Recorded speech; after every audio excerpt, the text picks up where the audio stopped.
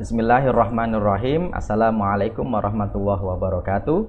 Saya Hanif Lutfi ingin menyampaikan tentang sebuah pertanyaan dari mana kita harusnya mulai belajar fikih ya. Karena hari ini kadang-kadang kita bingung apakah mau belajar dari dalil dulu ya, dalilnya Qur'annya, hadisnya gitu kan ya. Atau kita mau belajar dari perbandingan mazhab dulu. Perbandingan ulama begini gitu kan ya. Atau kita mulai dari satu mazhab sampai tuntas dulu baru kita banding-bandingin gitu kan. Atau yang keempat, belajar sekenanya saja. Dan biasanya yang keempat ini ya banyak karena orang belajar sekenanya di sono, sekenanya di sono, sekenanya di sono terus bingung sendiri ya. Ini gimana nih harusnya? Jawaban ini ya dari pertanyaan ini saya tidak dari saya sendiri tapi saya ambilkan dari Imam Az-Zahabi di kitabnya Syiarul A'lamin Nubala. Beliau di dalam kitab Syiarul A'lamin Nubala pernah menyinggung tentang seharusnya seorang dalam rangka thalibul ilmi itu gimana, terkhusus dalam bab fikih. Beliau menyebutkan, kita akan baca dalam kitabnya Syiarul A'lamin Nubala. Kalau di kitab saya ini juz 8 halaman 90 ya, beliau menyebutkan sya'nut thalibi ya, seorang yang dalam rangka mencari ilmu itu seharusnya ya dia itu keadaannya begini. Ayat durusa awalan, awal pertama kali dia itu belajar apa? Musonnafan fil fikhi, yaitu belajar dari satu musonnaf, satu buku yang dikarang di dalam bab fikih. Berarti beliau menyarankan yang pertama itu belajar satu buku dulu ya dalam bab fikih biar nggak bingung. Yang penting kamu sholat ibadah itu sah gitu, musonaf. Kemudian setelah itu faiza hafidhahu, kemudian ketika dia menghafalnya, berarti setelah itu dihafalkan gitu kan ya. Kemudian apa? Bahasahu, membahasnya. Berarti yang ketiga apa? Ya udah, dia belajar satu buku, dihafalin. Kalau dulu kan bukunya mungkin terbatas ya, dihafalin. Kalau sekarang ya yang penting punya bukunya. Kemudian kalau bagus ya dihafalkan, kalau enggak ya udah yang dibaca aja. Kemudian bahasau, dibahas.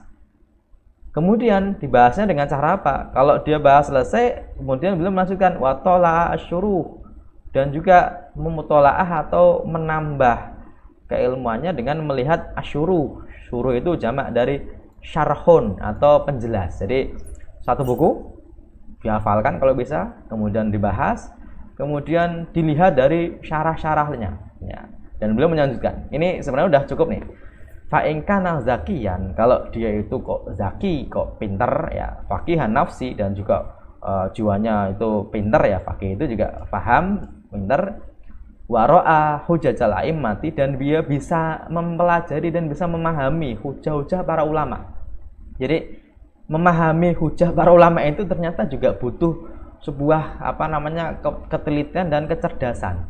Dan Imam Az-Zahabi menyebutkan tidak dari hujah ulama dulu, karena hujah ulama itu tidak cuma menjadi hujah tapi pemahamannya juga harus dengan keilmuan yang mumpuni juga kan gitu ya.